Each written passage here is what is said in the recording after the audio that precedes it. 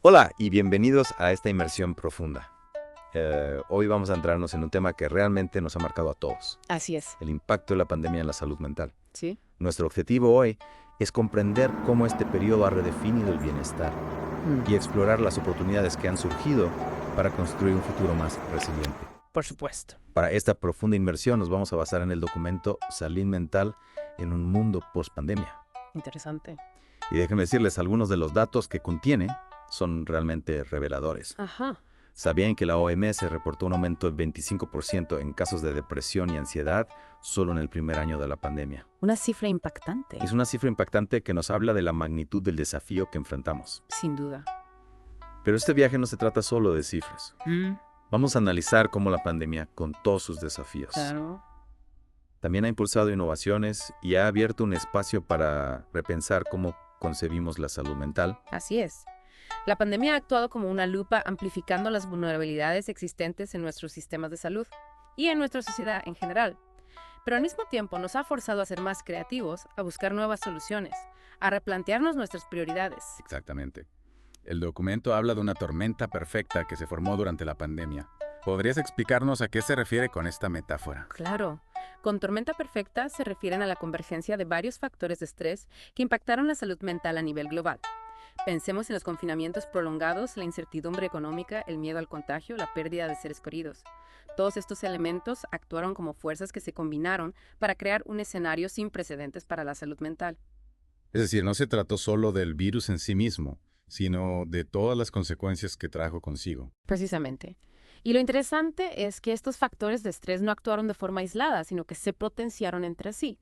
Por ejemplo, el miedo al contagio no solo generaba ansiedad, sino que también podía llevar al aislamiento social, lo que a su vez aumentaba el riesgo de depresión. Es como si se hubiera creado un círculo vicioso. Entiendo. Y esta tormenta perfecta se reflejó en las estadísticas que mencionamos al inicio, con ese aumento del 25% en casos de depresión y ansiedad, cifras que sin duda nos invitan a la reflexión. Es cierto, pero más allá de las estadísticas, creo que la pandemia nos ha enseñado algo fundamental. La salud mental no es un lujo ni un tema tabú, es un elemento central de nuestro bienestar general. De hecho, me gustaría preguntarles a ustedes, a quienes nos escuchan, ¿cómo ha evolucionado su propia definición de bienestar durante este periodo? Es una pregunta clave, porque a medida que navegamos por este mundo pospandémico surgen nuevos desafíos y nuevas formas de entender el bienestar. El documento, por ejemplo, habla de la fatiga pandémica. ¿Podrías explicarnos este concepto? La fatiga pandémica se refiere al agotamiento emocional y físico que muchas personas experimentan como resultado de la constante adaptación a un mundo en cambio. Es una sensación de cansancio que va más allá del estrés cotidiano. Es como si hubiéramos estado corriendo una maratón durante mucho tiempo y ahora nos cuesta recuperar el aliento. Y creo que muchos podemos identificarnos con esa sensación. Yo, por ejemplo, recuerdo que al principio de la pandemia sentía una adrenalina constante, una necesidad de adaptarme rápidamente a la nueva realidad. Pero con el tiempo esa energía se fue agotando y comencé a sentirme abrumada por la incertidumbre y la falta de control. Es comprensible. Y es importante reconocer que la fatiga pandémica es una respuesta natural a una situación excepcional. No es un signo de debilidad, sino una señal de que necesitamos cuidarnos, de que necesitamos encontrar nuevas formas de recargar nuestras energías. Totalmente. Y a esta fatiga pandémica se suman otros desafíos como la dificultad para reconectarnos socialmente después de tanto tiempo de aislamiento. Muchos experimentan ansiedad al volver a los espacios públicos o al retomar el contacto físico. Así es. Y no podemos olvidar el impacto en los niños y adolescentes, quienes perdieron momentos cruciales de desarrollo social durante la pandemia. Para ellos, el reto de readaptarse a la vida social puede ser aún mayor. Es cierto. Y en el ámbito laboral también vemos cambios profundos. El documento menciona la gran renuncia, este fenómeno, donde millones de personas están replanteándose sus prioridades laborales en busca de un mayor equilibrio entre su vida personal y profesional. Y este fenómeno nos lleva de nuevo a la necesidad de redefinir el bienestar. Ya no se trata solo de la ausencia de enfermedad, sino de un estado integral que abarca lo físico, lo mental, lo social e incluso lo laboral. Absolutamente. Y creo que esta redefinición del bienestar es uno de los legados más importantes que nos deja la pandemia. Nos obliga a preguntarnos, ¿qué es realmente importante para nosotros? ¿Cómo podemos construir una vida que sea a la vez satisfactoria y sostenible? Son preguntas que nos interpelan a todos y que, en cierto modo, abren un camino hacia un futuro más consciente, más humano, más conectado con nuestras necesidades reales. Y es que la pandemia, a pesar de todo el dolor y la incertidumbre que trajo consigo, también ha impulsado innovaciones en el campo de la salud mental.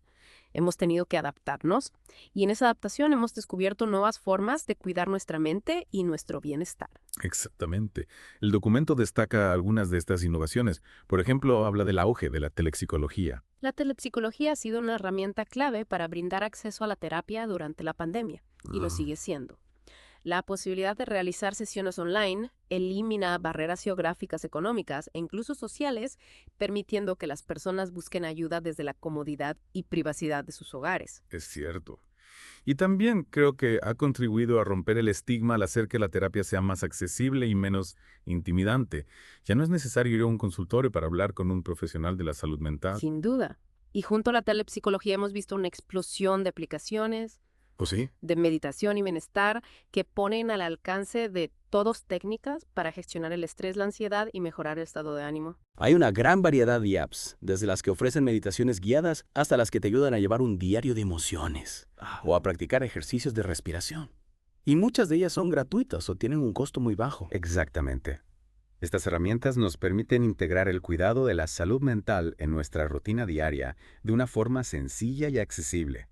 Y no podemos olvidar los programas de bienestar que se están implementando en las empresas. Cada vez más empresas están reconociendo la importancia de cuidar la salud mental de sus empleados, no solo por una cuestión ética, sino también por los beneficios que esto conlleva en términos de productividad, creatividad, Sí, y retención de talento. Es un cambio positivo.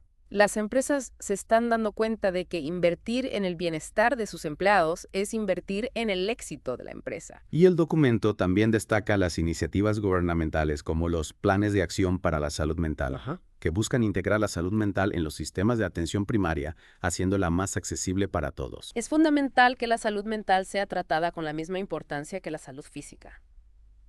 Integrarla en la atención primaria permitiría una detección temprana de los problemas y un acceso más rápido a los tratamientos. Totalmente de acuerdo. Hablando de tratamientos, el documento menciona algunas terapias basadas en evidencia como la terapia cognitivo-conductual, TCC, y la terapia de aceptación y compromiso, ACT, que han mostrado resultados prometedores en contextos post-pandemia. La TCC, por ejemplo, ayuda a identificar y modificar patrones de pensamiento negativos que contribuyen a la ansiedad y la depresión.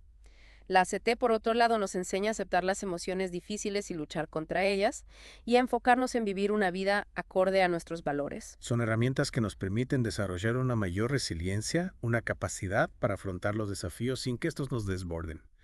Y aquí es donde entra en juego el concepto de repensando el bienestar que mencionaba el documento. Repensando el bienestar es un llamado a ir más allá del enfoque tradicional de la salud mental que se centra en tratar los problemas cuando ya han surgido. Se trata de adoptar un enfoque preventivo de crear las condiciones para que las personas puedan desarrollar una buena salud mental desde temprana edad. Es decir, no solo apagar incendios, sino prevenir que los incendios se produzcan. Exactamente. Y esto implica una serie de acciones desde la educación emocional en las escuelas hasta la creación de entornos laborales y sociales que promuevan el bienestar. Por ejemplo, en las escuelas se podría enseñar a los niños a identificar y gestionar sus emociones, a desarrollar habilidades de comunicación asertiva, a construir relaciones saludables. Y en los lugares de trabajo se podrían implementar políticas que fomenten el equilibrio entre la vida personal y laboral, que promuevan la flexibilidad y el apoyo mutuo entre compañeros. Son solo algunos ejemplos. La clave está en crear una cultura que valore la salud mental, que la considere un activo importante tanto a nivel individual como colectivo. Y para crear esa cultura es fundamental romper el estigma Por supuesto. que todavía rodea las enfermedades mentales. Debemos hablar abiertamente sobre la ansiedad, la depresión o cualquier otro problema de salud mental. El silencio solo perpetúa el miedo y la vergüenza.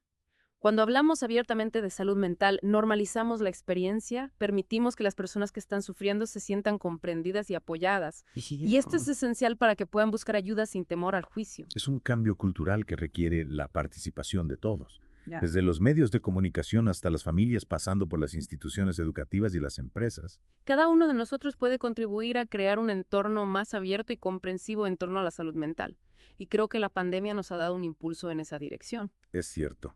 Hemos visto un aumento en la demanda de servicios de salud mental, pero también hemos visto una mayor disposición a hablar sobre estos temas, a compartir nuestras experiencias, a buscar apoyo. Es una señal de que estamos avanzando, de que la salud mental está ocupando el lugar que le corresponde en nuestra sociedad. Y este cambio de mentalidad nos lleva de nuevo al documento Salud Mental en un mundo post-pandemia. Sí. Y su llamado a acción, repensando el bienestar. Ajá. ¿Qué implica esta llamada? ¿Qué nos pide que hagamos? Repensando el bienestar, nos invita a un cambio de perspectiva radical. Nos pide dejar de ver la salud mental como un tema tabú o como un problema individual y empezar a concebirla como un pilar fundamental del bienestar general, tanto a nivel personal como a nivel social. Es decir, que la salud mental no es solo responsabilidad de quien tiene un problema, sino de todos nosotros. Exacto. Todos tenemos un rol que jugar en la creación de una sociedad que valore y promueva la salud mental, y esto implica una serie de acciones concretas. ¿Cómo cuáles? ¿Qué podemos hacer en nuestro día a día para contribuir a este cambio? En primer lugar, informarnos y educarnos sobre la salud mental, romper con los mitos y prejuicios que la rodean, aprender a reconocer las señales de alerta tanto en nosotros mismos como en nuestros seres queridos. Es cierto, muchas veces por desconocimiento ignoramos o minimizamos los síntomas de la ansiedad, la depresión u otros problemas de salud mental. Y esto puede retrasar la búsqueda de ayuda profesional. Precisamente, informarnos nos permite actuar a tiempo, tanto para prevenir como para buscar ayuda cuando sea necesario. Y también podemos contribuir al cambio hablando abiertamente sobre nuestras propias experiencias, compartiendo información confiable en redes sociales, participando en campañas de sensibilización. El simple hecho de hablar de salud mental sin miedo ni vergüenza ayuda a normalizar la experiencia y a romper el estigma. Así es. Y no olvidemos la importancia de involucrarnos en iniciativas que promuevan la salud mental en nuestras comunidades. Apoyar organizaciones que trabajan en este campo, participar en eventos, donar nuestro tiempo o recursos. Son acciones que pueden parecer pequeñas,